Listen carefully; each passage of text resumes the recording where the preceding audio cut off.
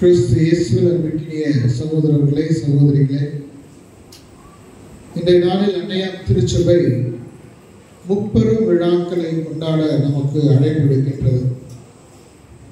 முதலாவதாக ஆண்டவர் இயேசு நற்கருணை ஏற்படுத்திய இன்றைய நாளில் நாம் வாசகங்கள் வழியாக அதை நினைவு கூறுகின்றோம். இரண்டாவதாக ஆண்டவர் இயேசு இந்த நற்கருணை படி ஒவ்வொரு நாளும் ஒப்புக் கொடுக்க நிறைவேற்றிட அருள் பணியாளர்களை ஏற்படுத்திய நாளையும் அருள் பணியாளருடைய நாளாக நாம் இன்று சிறப்பு செய்கின்றோம்.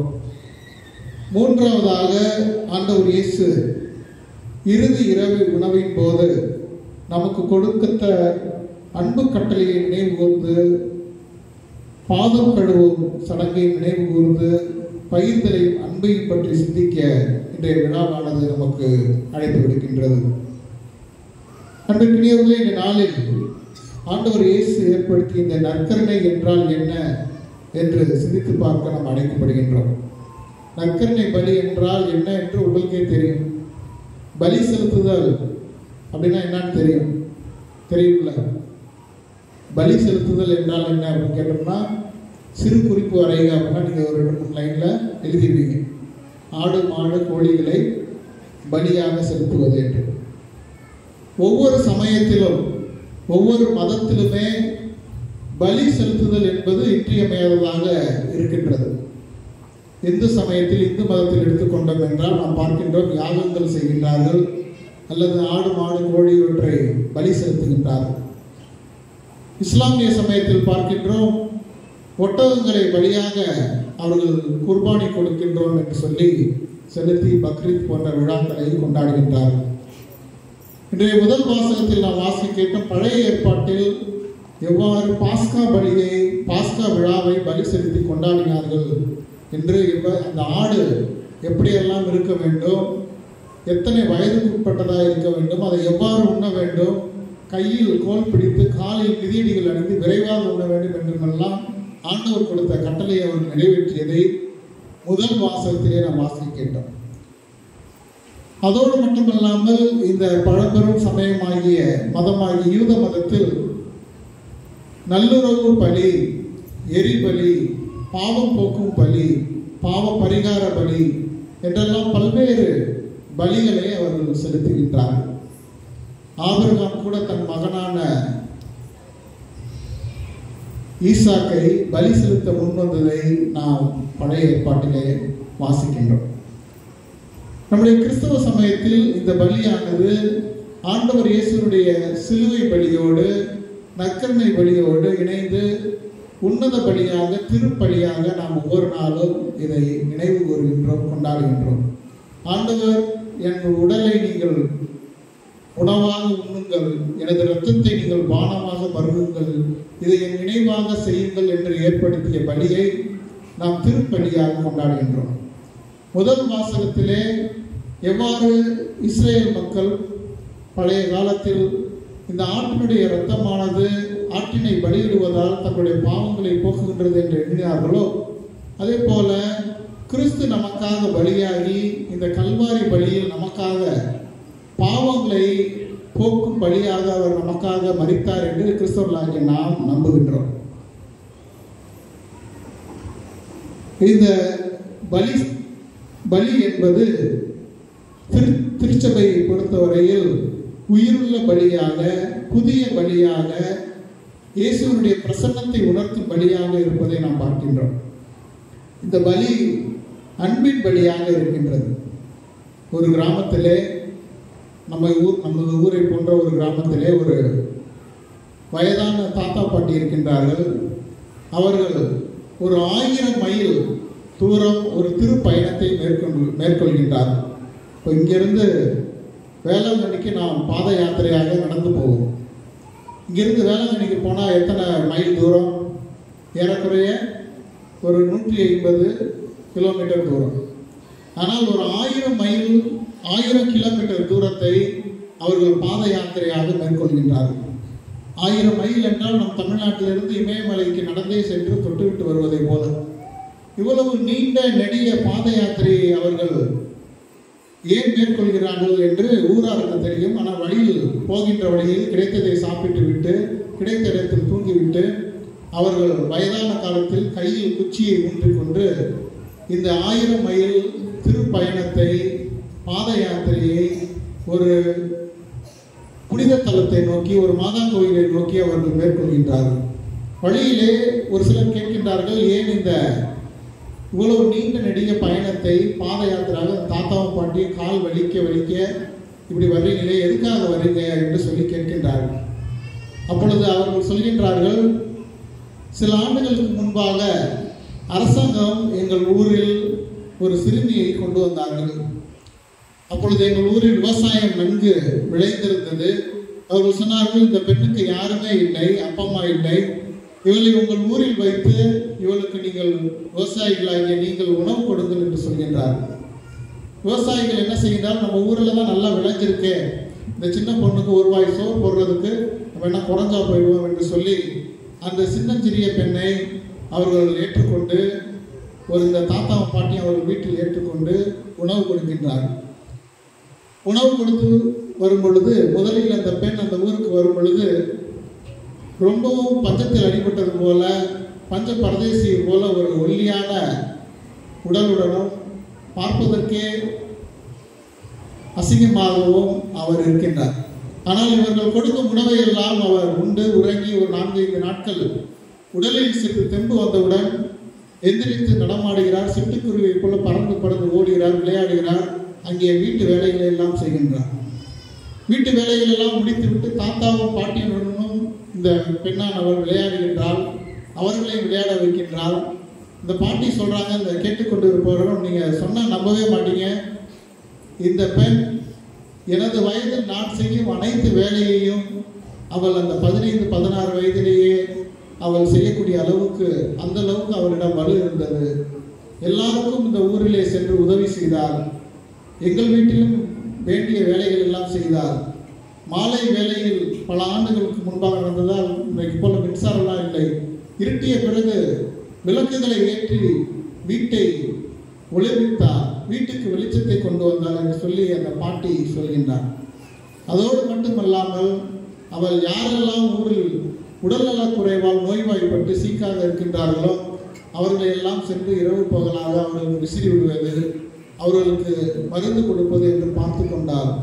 ஊரில் உள்ள ஒவ்வொருவருடைய இதயத்திலும் அவர் இடம்பெற்று விட்டார். ஆனால் இப்படி நான் எல்லாரையும் உன்னுடைய உடல்நலனை பார்த்து கொள்ளாமல் நோய்வாய்ப்பட்டிருப்பவரோடு நீ அவர்களுக்கு சென்று உதவுகிறாயே, ஒரு காலத்தில் உனக்கும் இந்த நோய் வந்துவிடும் என்று நாங்கள் சொல்லியிருந்தோம். நாங்கள் சொன்னவாறே ஒரு நாள் அவளுக்கும் ஏதோ ஒரு நோய் வந்தது. அப்பொழுது நாங்கள் அவர்களிடம் கேட்டோம், உன்னுடைய உண்மையான ஊர் எது என்று கேட்ட பொழுது அதை பற்றியெல்லாம் என்னிடம் எதுவும் கேட்காதீர்கள் என்று சொல்லி அவள் கண்ணீர் விடுவாள், அழுவாள். நாங்களும் அவள் அழக்கூடாது, அவள் கண்ணீர் வடிக்கக்கூடாது என்று சொல்லி அவளிடம் எதையும் கேட்பதில்லை. சிறிது காலம் படுத்த படுக்கையில் உடல்நலம் குறைவால் இருந்து அவள் இறந்து விட்டாள், மறைந்து விட்டாள், கடவுளிடம் சென்று விட்டாள் என்று சொல்லி அந்த தாத்தாவும் பாட்டி சொல்றாங்க. இப்போ நாங்கள் எதுக்கு இந்த புனித பயணத்தை மேற்கொள்கின்றோம் என்றால், இந்த 1000 மைல் நடைப்பயணத்தை எங்கிருந்தோ வந்து எங்கள் ஊரில் 4-5 வருடங்கள் இருந்து எங்கள் ஒவ்வொருவருடைய இதயத்திலும் இடம்பெற்று எங்களுக்கு எல்லா வகையான உதவிகளையும் செய்து எங்களை மகிழ்ச்சியோடு வைத்திருந்த அந்த பெண் இறந்து விட்டால். அவள் யார் என்று எங்களுக்கு தெரியாது. ஆனால் கடவுள் அவளுக்கு நித்திய இளைப்பாற்றை அளிக்க வேண்டும், மோட்சத்தில் விண்ணகத்தில் அவளுக்கு ஒரு இடத்தை கொடுக்க வேண்டும் என்று ஆசையில் என்ற வேண்டுதலில் என்ற ஜெபத்தில் நாங்கள் இந்த புனித பயணத்தை மேற்கொள்கின்றோம் என்று சொல்லி இந்த தாத்தாவும் பாட்டியும் சொல்கின்றார். கேட்டுக்கொண்டிருந்தவர் நினைத்தால் முதலில் இந்த சின்னஞ்சிறிய இந்த பெண்ணானவள் இவர்களுடைய மகள் தான் என்று நினைத்தார். ஆனால் அவள் யாரென்றே இவர்களுக்கு தெரியாது. முன்னும் பின் தெரியாத ஒரு புதிய நபரை, ஒரு அறிமுகம் இல்லாத நபரை அவருக்காக இவர்கள் இந்த புனித யாத்திரையை மேற்கொள்கிறார்கள் என்பதை பார்த்தவுடன், கேள்விப்பட்டவுடன் கேட்டவருக்கு மெய் சிலிர்த்து விடுகின்றது. அந்த தாத்தாவும் பாட்டியும் அந்த குச்சியை பிடித்துக் கொண்டு அவர்கள் மேலும் அந்த புனித தலத்தை நோக்கி அவர்கள் நடைபயணம் செல்கின்றார்கள். இவர் சொல்கின்றார், விவிலியத்திலே நான் வானதூதர்கள் இருப்பதாக, தேவதைகள் இருப்பதாக நான் வாசிக்க கேட்டிருக்கின்றேன். ஆனால் என் கண் முன்னே 2 வானதூதர்கள் நடந்து போவதை நான் இப்பொழுதுதான் பார்க்கின்றேன் என்று சொல்லி அவர் சொல்கின்றார். ஆம் அன்பிற்கினியவர்களே, இந்த நிகழ்வில் இயேசு நமக்கு தமது உடலை பிட்டு கொடுத்தது போல, அவருடைய அன்பை வெளிப்படுத்தியது போல, இந்த தாத்தாவும் பாட்டியும் தனது அன்பை யாரோ ஒருவருக்காக அவர் நலமாக இருக்க வேண்டும், அவர் விண்ணகம் சொல்ல வேண்டும் என்பதற்காக இந்த புனித பயணத்தை, இந்த தியாகத்தை செய்கின்றார்கள். இன்றைய நாளுடைய விழாவானது நாமும் நம்முடைய வாழ்வில் பிறருக்காக ஏதாவது ஒரு நன்மையை, சுயநலத்தை விடுத்துவிட்டு அவருக்காக நன்மை செய்ய, நல்ல மனதுடன் நன்மையை பற்றி சிந்திக்க இந்த விழாவானது நமக்கு அழைப்பு விடுக்கின்றது.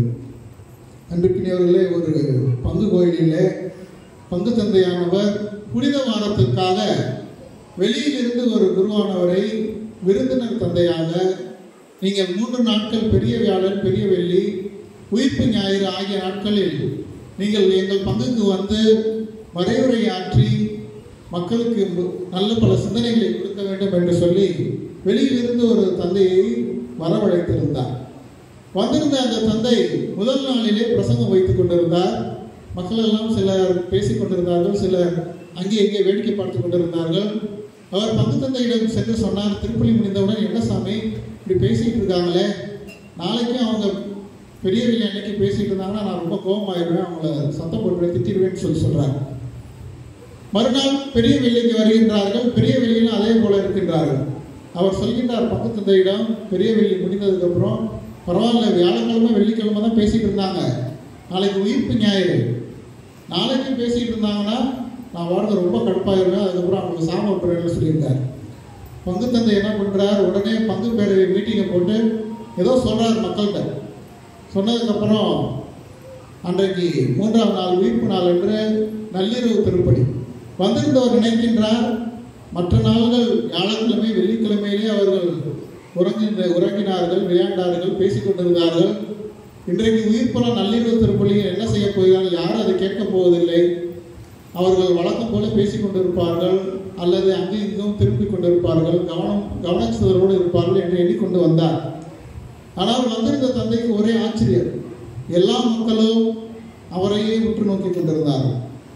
தாய்மார்களுடைய கையில் இருந்த சிறு குழந்தை கூட வந்திருந்த தந்தையை உற்று நோக்கி கொண்டிருந்தது.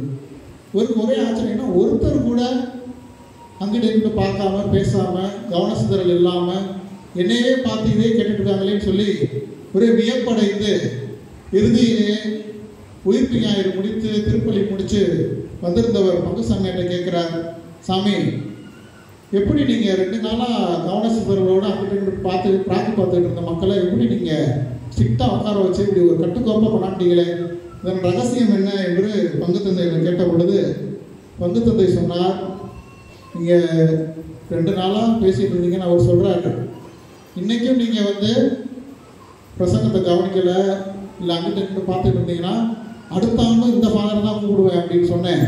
அவங்க பயந்துட்டு சரி இப்போயாவது கவனிச்சிடுவோம், அடுத்த வருஷம் அவர் வந்தாங்கன்னா எதாவது சொல்லிட்டு இருப்பாருன்னு சொல்லி அவர்கள் பார்த்தார்கள் என்று அந்த நிகழ்வில் பார்க்கின்றேன். அன்றைக்கு நேரில் ஒரு நகைச்சுவைக்காக சொன்னேன். இன்றைக்கு பாதம் கழுவும் சடங்கை நாம் இங்கே நிறைவேற்றுகின்றோம். கிறிஸ்து சீடர்களுடைய பாதத்தை கழுவி நான் உங்களுக்கு செய்தது போல நீங்கள் செய்யுங்கள் என்று நமக்கு சொல்கின்றார். பணிக்கிருத்துவத்தை பற்றி நாம் பார்க்கின்றோம். அதாவது குருக்கள் என்பவர்கள் சிறப்பாக ஏற்பாடு செய்யப்பட்டவர்கள் அல்ல, மாறாக ஒவ்வொரு இறை மக்களுமே இந்த குருத்துவத்தில் கிறிஸ்துவனுடைய முப்பணிகளை செய்ய நமக்கு திருமுழுக்கின் வழியாக நாம் அழைக்கப்படுகிறோம் என்பதைத்தான் இந்த பணிக்குருத்துவமானது நமக்கு அழைக்கப்படுகின்றது.